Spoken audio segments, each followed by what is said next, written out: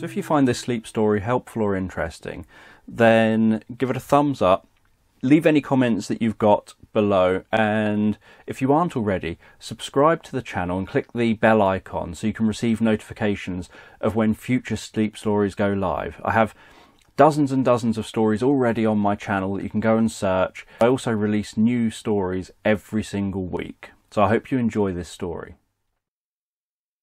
Okay, so as you listen to this story, just take a moment to close your eyes, allow yourself to get comfortable, and begin to relax.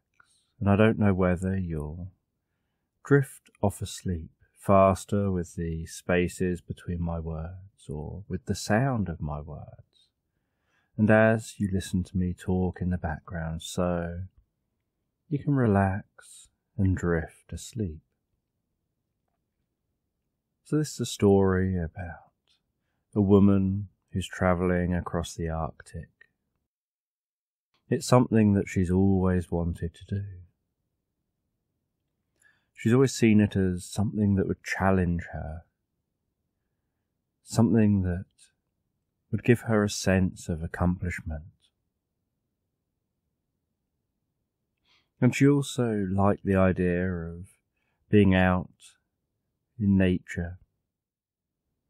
She liked the idea of being able to see the northern lights and to test her abilities. So as this woman was travelling, and so one morning this woman woke up in her tent, and she could hear the sides of the tent flapping and vibrating in the wind. She could hear the sound of that wind outside the tent. She could notice the way the snow was packed up part way up the side of the tent. While she lay in that tent, in a sleeping bag, wrapped up so comfortable, so warm, with the light just right, illuminating that tent as the sun shines through the tent. And after getting ready for the morning, she opens the tent, pushes out through the snow, walks out into that snow. She clears the snow away from in front of the tent, builds the snow up a little bit around the edge, stopping the wind from blowing directly into the tent, creating a wall of snow, directing that wind up and over the tent. And she has a special camping stove which she uses to make herself some food and have a warm drink as she relaxes in the entrance to the tent, enjoying that food and drink before clearing everything away, packing it all away, ready to continue her journey. And she packs it all away, puts it on the back of a trailer being towed by the snowmobile, gets on to that snowmobile, and travels, following the compass in the direction she's heading. And as she heads along, so she notices that out here, most of what she sees around her is just snow in whatever direction she looks. It was a few days earlier where she last passed trees, And she often finds herself thinking back to the pine forests, to how much calmer the wind was back then. But she's aware that she's making this journey to achieve something for herself. And she's doing this journey on her own, but a few times every day she uses a satellite phone to contact people, let them know her progress, let them know she's okay. She also has GPS tracker on her and knows that people can monitor her on their computers. They can see where she is, what progress she's making. They can monitor the weather. They can give her updates as she needs them. And as she continues travelling, so she plans on going straight through the North Pole and then straight over to go the other side. And most of her journey is made on this snowmobile. And so she continues her journey, crossing that snow. And currently, the sun doesn't stay up. And as she crosses that snow, so she thinks about the journey she's had so far. She thinks about other experiences. She often finds herself thinking about being with friends in coffee shops, thinking about wandering around parks, thinking about quite mundane things that she's missing out on while she's out here, things which, when everything is just so white and plain, she happens to end up missing, things she never would have thought of missing, and never would have necessarily said if someone said, "What would you miss if you went travelling?" And as she continues, so the sun begins to set again. And she's been travelling for many hours. And as the sun sets, so she sets up camp again. She sets up a tent. And she packs some snow around the tent to help insulate the tent. And she faces the entrance to the tent, the opposite direction to the wind. And she goes into her tent. And she's surprised at how quiet it is when she enters the tent.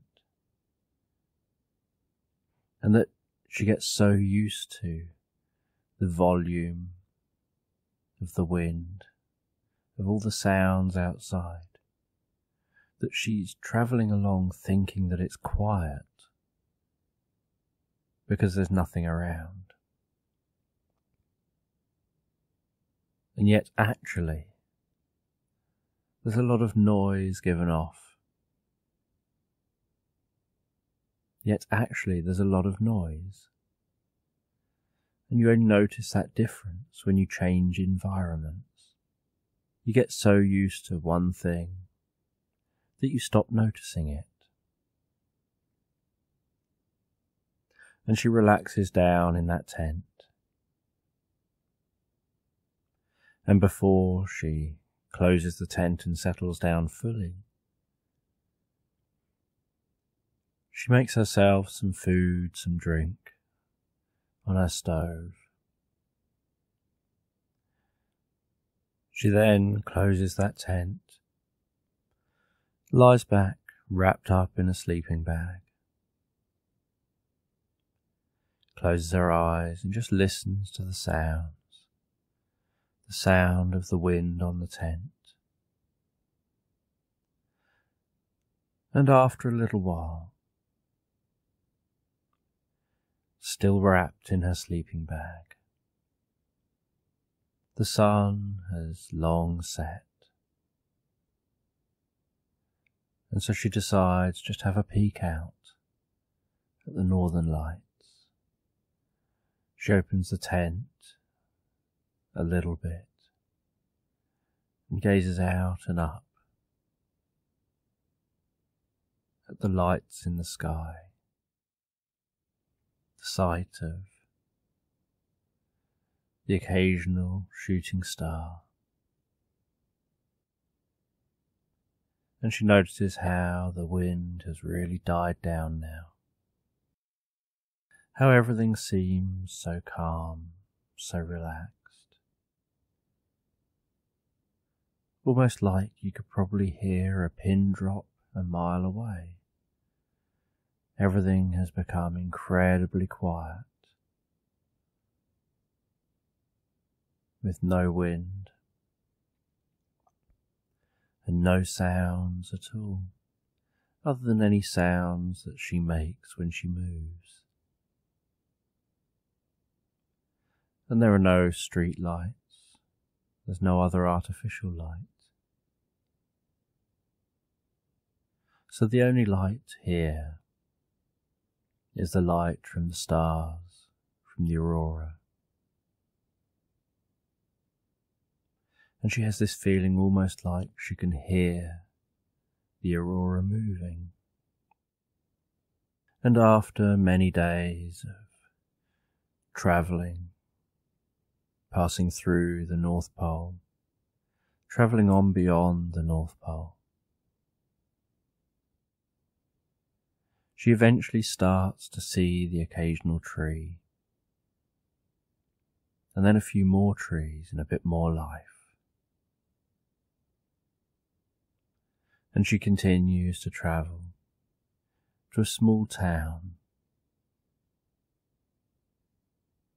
and this is as far as she can go with her snowmobile. So she leaves her snowmobile at this town. She takes her inflatable raft off the back of the snowmobile. She inflates that with air. She puts her belongings into the raft. And she has to row across a few miles to the next bit of land. And in the morning she sets off and starts rowing across that bit of ocean. And she's pleased with how calm everything is, how calm the wind is, how calm the ocean is. Just hearing the sloshing of the water against the underside of the raft. That scooping sound as she rows through the water. And she thinks to herself about how thick that water feels with those oars. That this cold water feels quite thick to push through. And she quite likes that fresh sea smell that this ice-cold water produces. And as she moves further away from the shore into that still water, she notices the back of a whale and hears the out-breath of that whale. and can smell that slight fish smell from that whale just slightly off in the distance. And she watches as the whale seems to swim closer, turns slightly on its side as if to investigate her, dives down under the boat, pops up the other side, swims off a little way, before diving down out of sight. And she notices just stillness again, and looking around, there's the light blue sky, an almost perfectly reflective ocean. And then suddenly, halfway between her and the horizon, she sees that whale leap up out of the water, turn sideways and splash down into the water. And a little while later she sees it pop its head up and then back down again. And she watches with interest as she continues to row, watching that whale. And then she sees another whale join it. And she thinks to herself that she bets that under the water now there'd be that whale's song, which she finds so relaxing. And she continues to row towards the shore. And when she eventually reaches the shore, it's a rocky shore with a pine forest, a dense pine forest, going almost all the way to the water's edge. And the water's so calm, it's just lapping incredibly gently on the stones at the edge of the shore. She rows that raft up onto the shore so that she can jump out of the front of the raft and pull it up onto the shore even further. She then takes all her stuff out of the raft and starts letting that raft down. And she has to make the rest of this journey on foot. So she needs to take the time to let that raft down fully, to make it as small, as compact as possible. And she only has limited supplies on her for this last leg of her journey. She has a backpack that's almost as large as she is. And the raft is attached to the bottom of that backpack. The oars to the sides. And the backpack fits so comfortably and is weighted just right that she feels very comfortable walking with that backpack on her back. And she pushes through the pine forest. She's been rowing hard for most of the day. So what she wants to do is find a bit of a clearing so that she can set up a camp and rest for the night. And so as she pushes through that pine forest, she can hear the birds in the forest, hear the rustling leaves, hear each of her footsteps. She can smell that pine smell. and she pushes through until she finds a clearing. And in the clearing she sets up her tent. She sets up her stove. She relaxes in that tent, just sitting in the entrance of the tent. She makes herself some food and some drink, and watches as the sun sets and the most beautiful night sky appears, arching over the pine forest. And there's far less snow here, and yet it's still really cold. And after eating some food and drink, and relaxing for a bit, just enjoying the view, she tucks herself into her tent, closes the tent, and just relaxes in that tent, beginning to drift and float comfortably asleep. And as she drifts off asleep, so she has the most beautiful dreams, the most calming and relaxing dreams. And during the night,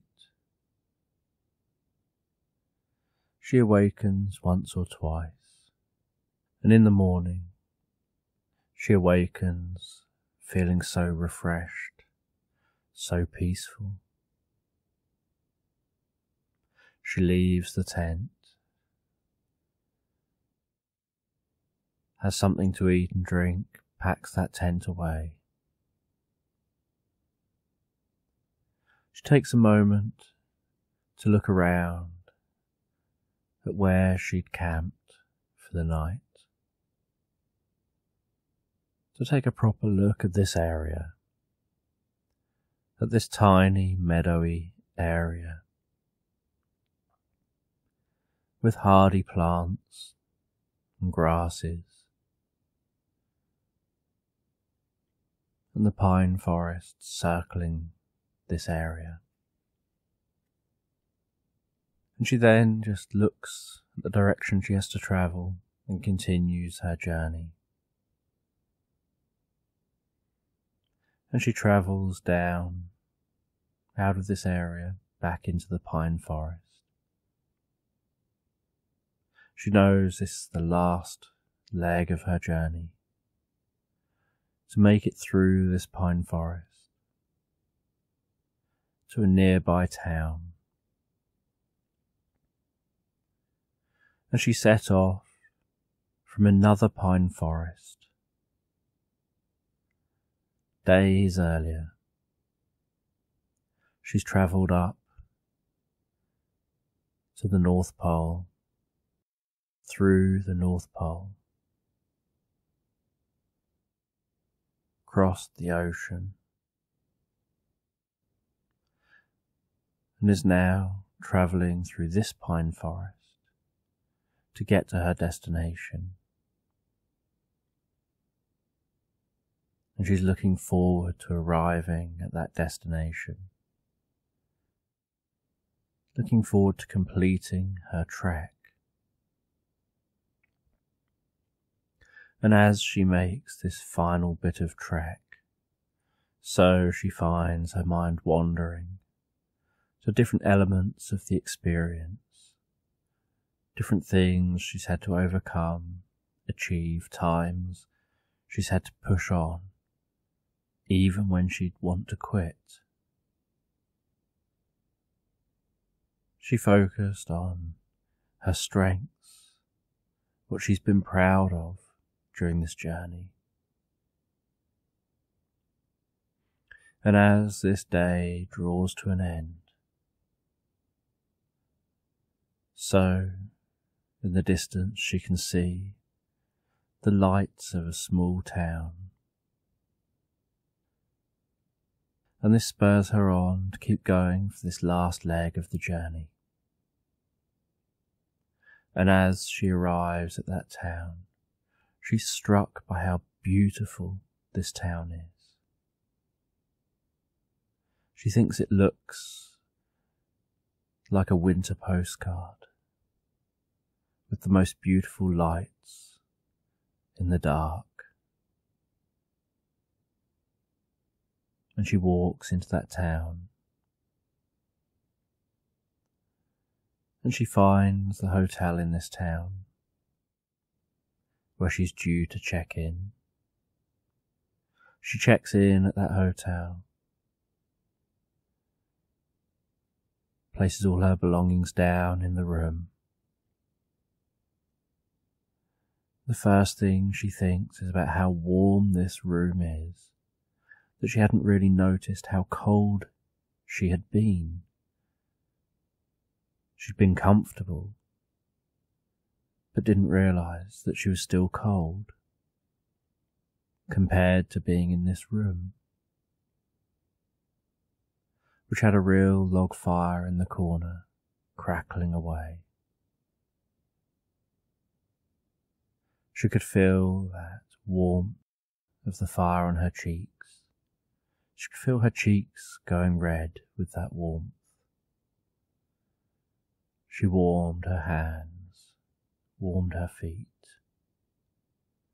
and sat down for a little while in her room before heading to a nearby restaurant, grabbing something to eat and eating a proper meal for the first time in days, and really savouring that meal, and having a drink with that meal, really savouring that drink, and appreciating what she was eating and drinking, being proud of herself for her accomplishments. And she contacts people, lets them all know she's okay, she's made it to the destination. But what she's really doing is looking forward to going to bed, to sleeping in a proper bed for the first time in days. She knows that she's going to be collected and taken home in a couple of days' time. So for now she decides to enjoy the experience of being in that hotel, that comfortable room, the great food, and just exploring this town. And so she goes to bed, rests down in that bed, feels how comfortable that real bed is compared to lying on something solid for the last few days. Sinking her head comfortably into the pillows and the warmth of that room, and she drifts and floats comfortably and relaxed asleep.